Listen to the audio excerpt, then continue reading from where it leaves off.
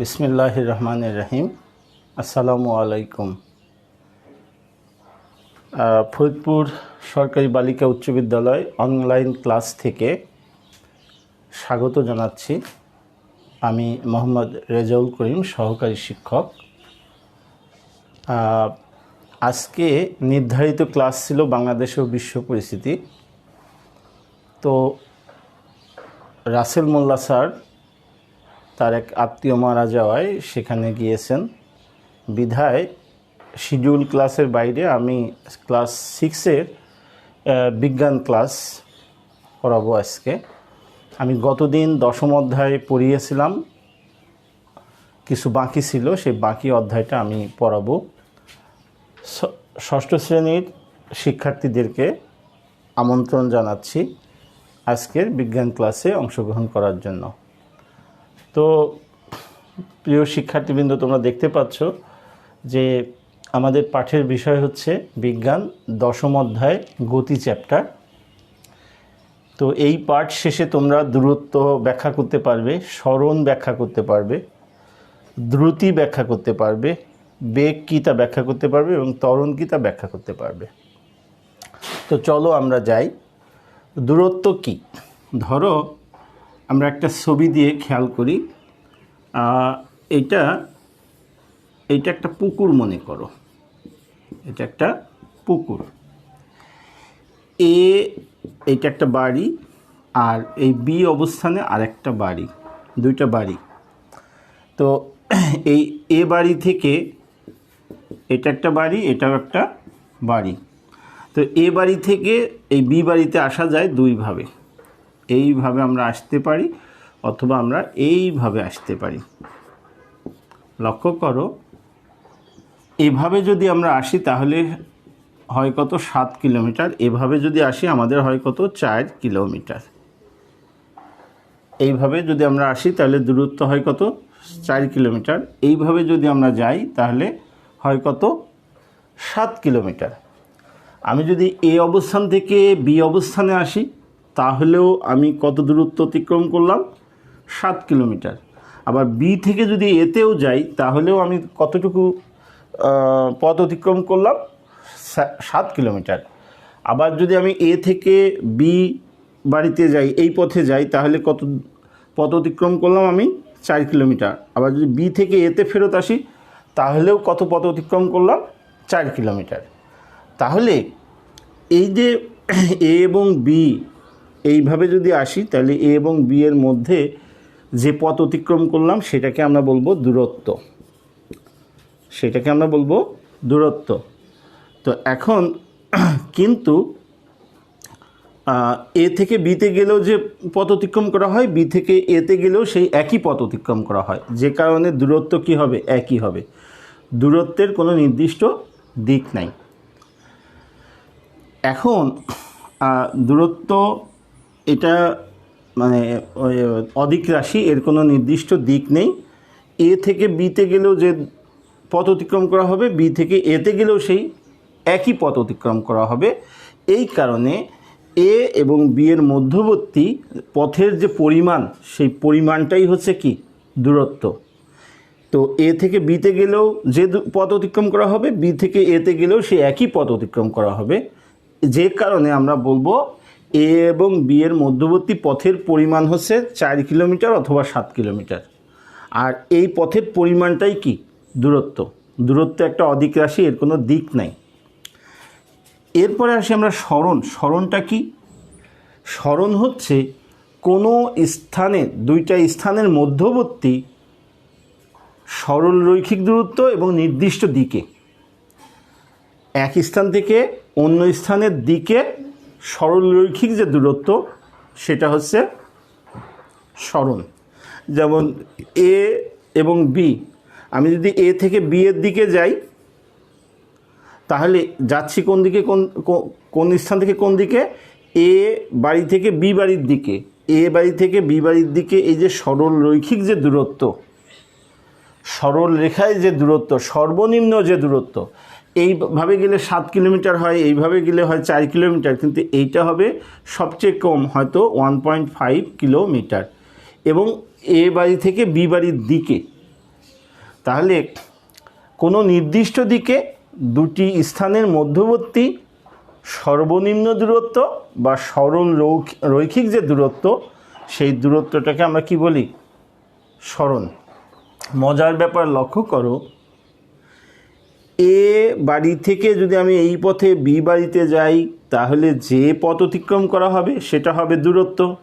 সে দূরত্ব কত? 4 কিলোমিটার। আবার বি বাড়ি থেকে এ বাড়িতে যদি ফেরত আসি, তাহলে যে পথ অতিক্রম করা হবে সেটাও হবে দূরত্ব, সেটাও কত হবে?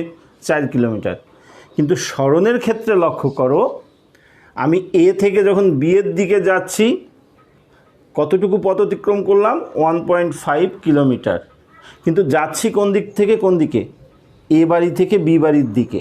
তাহলে সরণ হলো আমার 1.5 কিলোমিটার এ বাড়ি থেকে বি বাড়ির দিকে।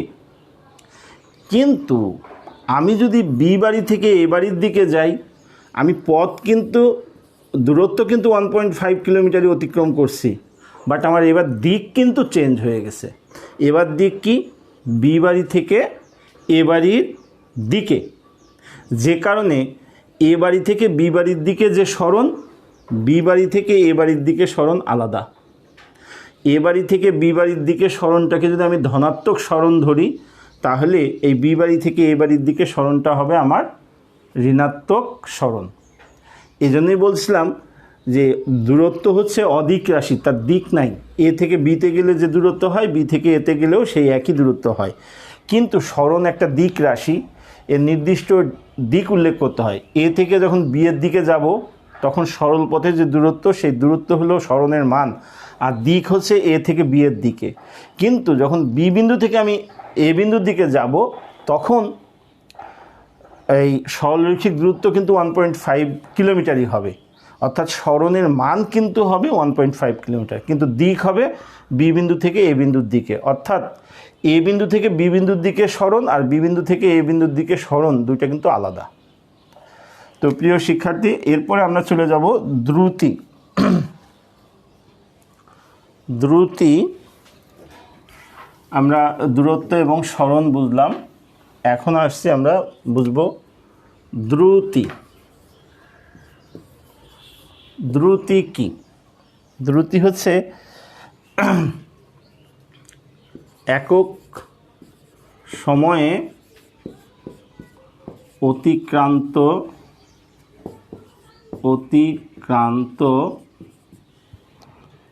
দূরত্বকে, একক সময়ে অতিক্রান্ত দূরত্বকে কি বলে? দ্রুতি বলে। দ্রুতি অদিক রাশি। দ্রুতি সমান হচ্ছে, বের করার সূত্র হচ্ছে দূরত্ব বাই সময়। তো আমাদের এটা হচ্ছে সংজ্ঞা, যে একক সময়ে অতিক্রান্ত দূরত্বকে কি বলে? দ্রুতি বলে। আর দ্রুতি অদিক রাশি, এর নির্দিষ্ট কোনো দিক নাই। দ্রুতি সমান কত? দূরত্ব বাই সময়। আমরা চলো একটা উদাহরণ লক্ষ্য করি। ধরো একজন 5 সেকেন্ডে দূরত্ব যায় 10 মিটার। 5 সেকেন্ডে কত দূরত্ব যায়? 10 মিটার। তো আমরা বলছি একক সময়ে। একক সময় মানে 1 সেকেন্ডে। অতএব তোমরা ঐকিক নিয়মে অঙ্ক করে ফেলো। 1 সেকেন্ডে দূরত্ব যায় 10 মিটার বাই নিচে কত? এই 5 সেকেন্ড। এটা যদি আমরা কাটাকাটি করি, তাহলে হবে 2, উপরে মিটার থেকে যাবে আর নিচে থাকবে সেকেন্ড। এই যে মিটার বাই সেকেন্ড, এইটাকে বলা হয় একক। তাহলে দ্রুতির একক কি? Metre per second. আর লক্ষ্য করো, আমরা বলছিলাম যে একক সময় অতিক্রান্ত দূরত্বকে দ্রুতি বলে। তো 5 সেকেন্ডে দূরত্ব যায় কত? 10 মিটার। তাহলে 1 সেকেন্ডে কত দূরত্ব যায় সেটা আমরা বের করে ফেললে পরে যা হবে সেটাই হবে আমার কি? দ্রুতি। দ্রুতি সমান 2 মিটার পার সেকেন্ড। তাহলে দূরত্ব বের করার সূত্র কি? দূরত্ব বের করার সূত্র হচ্ছে দ্রুতি বের করার সূত্র কি? দূরত্ব বাই সময়। আর এই দ্রুতির একক কি, মিটার পার সেকেন্ড, এটা তোমাদের মনে রাখতে হবে। এরপরে চলো যাই, আমরা পড়ব বেগ। বেগ কাকে বলে? বেগ কি? বেগ বলতে আমরা কি বুঝি? বেগ হচ্ছে যে আমরা দুইভাবে এটাকে সংজ্ঞায়িত করতে পারি। আমরা ইতিপূর্বে সরণ পড়েছি, তাহলে একক সময়ে সরণের হারকে বেগ বলে। অথবা আমরা বলতে পারি কোনো নির্দিষ্ট দিকে একক সময়ে অতিক্রান্ত দূরত্বকে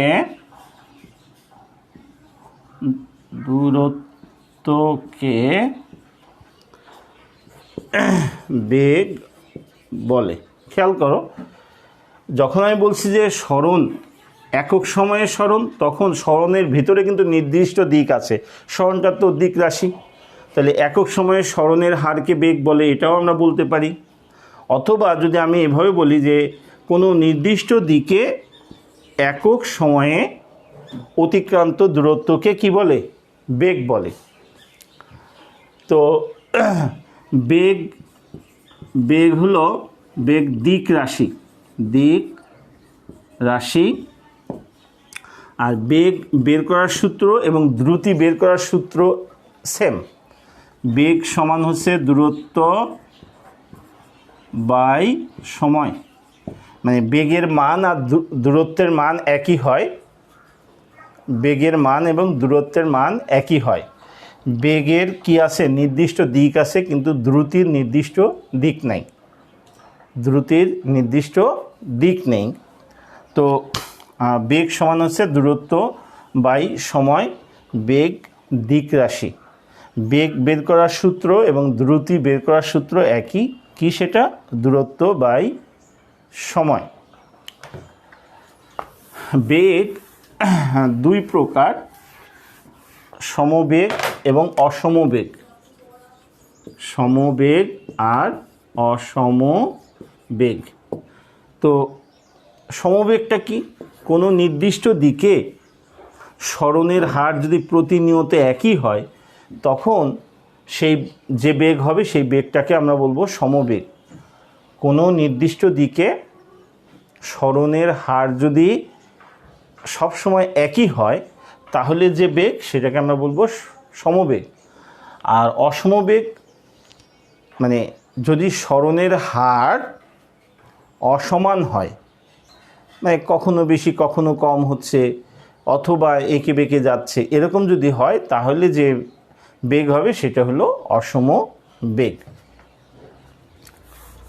তো প্রিয় শিক্ষার্থী, আমরা দ্রুতি বুঝলাম, বেগ বুঝলাম। এবারে আসি আমরা ত্বরণ। ত্বরণ বলতে কি বুঝি? ত্বরণ কি? ত্বরণ বুঝতে হলে আমাদের প্রথমে যে কথাটা বুঝতে হবে সেটা হলো যে কখন ত্বরণ থাকবে আর কখন ত্বরণ থাকবে না। কোনো বস্তু যদি সমবেগে চলে, সমবেগে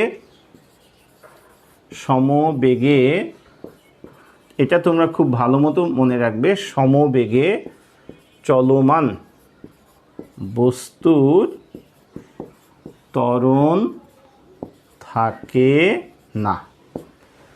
এটা খুব ভালো মতো তোমার মনের মধ্যে গেঁথে নিতে হবে। সমবেগে চলমান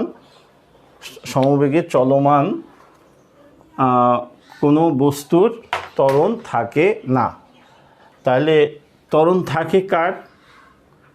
ত্বরণ থাকে হলো অসমবেগে চলমান বস্তুর ত্বরণ থাকে।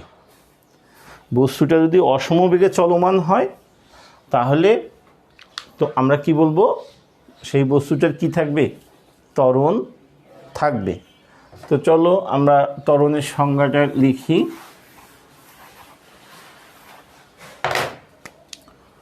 অসম বেগে চলমান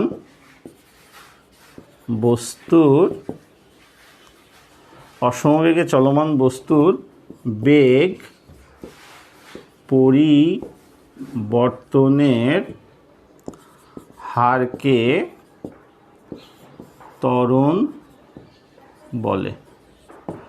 অসমবেগে চলমান বস্তুর বেগ পরিবর্তনের, এটা একটু ব্যাখ্যা করার দাবি রাখে, বেগ পরিবর্তনের হারকে ত্বরণ বলে। বেগ পরিবর্তনের বললাম কেন? ধরো একটা গাড়ি, একটা কার আছে এখানে, তো গাড়িটা এরকম জায়গায় আছে, স্থির অবস্থায় আছে, স্থির, চলছে না। সে কী করলো? চলা শুরু করলো, স্টার্ট নিল, স্টার্ট নিয়ে সে আস্তে আস্তে প্রথমে 1 সেকেন্ডে গেল এই পরিমাণ, 1 সেকেন্ডে গেল এই পরিমাণ পথ, পরবর্তী 1 সেকেন্ডে এই পরিমাণ পথ গেল, তার পরবর্তী 1 সেকেন্ডে আবার সে কী করলো? এই পরিমাণ পথ গেল। তার মানে তোমরা দেখতে পাচ্ছ যে প্রথমে আস্তে, তারপরে দ্রুত, তারপরে আরও দ্রুত, এভাবে যাচ্ছিল। হঠাৎ করে সামনে সে রাস্তায় কোনো প্রতিবন্ধকতা, কোনো কিছু দেখতে পেল, হয়তো স্পিড ব্রেকার আছে, অথবা কোনো যাত্রী, অথবা কোনো গাড়ি। তখন সে কী করলো? পরবর্তী 1 সেকেন্ডে দেখো সে আবার কী করলো? এই পরবর্তী 1 সেকেন্ডে এই পরিমাণ পথ গেল, তারপরে আরও কমে গেল। সে কিন্তু স্টপ হয় নাই, বাট তার স্পিড কমে গেছে, দূরত্ব, মানে বেগ পরিবর্তনের, বেগের মান পরিবর্তনটা কি চেঞ্জ হয়ে যাচ্ছে। তো একবারে কি হচ্ছে? বাড়তেছে, আবার কি কমতেছে। তো কখনো বাড়তে পারে, আবার কখনো কমতে পারে। এই কারণে আমরা বলছি বেগ পরিবর্তনের হারকে কি বলে? ত্বরণ বলে। ত্বরণও কি? ত্বরণ একটা দিক রাশি। ত্বরণও কি? ত্বরণ দিক রাশি। ত্বরণ কি? দিক রাশি। আর ত্বরণ বের করার সূত্র হচ্ছে ত্বরণ সমান বেগ বাই কি? সময়। ত্বরণ সমান সূত্র কি হবে? বেগ বাই সময়। এইটাকে যদি আমরা আরেকটু ব্যাখ্যা করি তাহলে আমরা এভাবে বলবো, শেষ বেগ বিয়োগ আদি বেগ বাই সময়। আর ত্বরণের একক ত্বরণের একক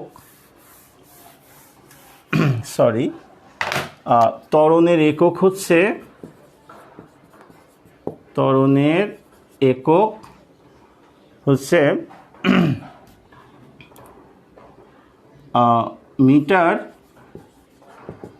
বাই সেকেন্ড স্কোয়ার। ত্বরণের এককটা কি? Metre by second square. এখানে যে বেগ আছে, বেগের ক্ষেত্রে একবার সেকেন্ড আছে, আবার এই নিচের সময়ের ক্ষেত্রেও কি আছে? সেকেন্ড আছে। তো প্রিয় শিক্ষার্থীবৃন্দ, তোমরা আজকে এই পাঠে মনোযোগী হয়েছে, এজন্য তোমাদেরকে ধন্যবাদ জানাচ্ছি। তো আমরা 10ম অধ্যায় 2টা ক্লাসের মাধ্যমে শেষ করলাম। তোমরা ক্লাসগুলো লক্ষ্য করবে। এখন যেহেতু কোভিড-19 চলমান অবস্থায় আছে, তোমাদের স্বাভাবিক পড়ালেখা বাইরে গিয়ে, অর্থাৎ বিদ্যালয়ে গিয়ে তোমরা পড়তে পারছো না। এখন বাস্তবতা মেনে নিয়ে তোমাদের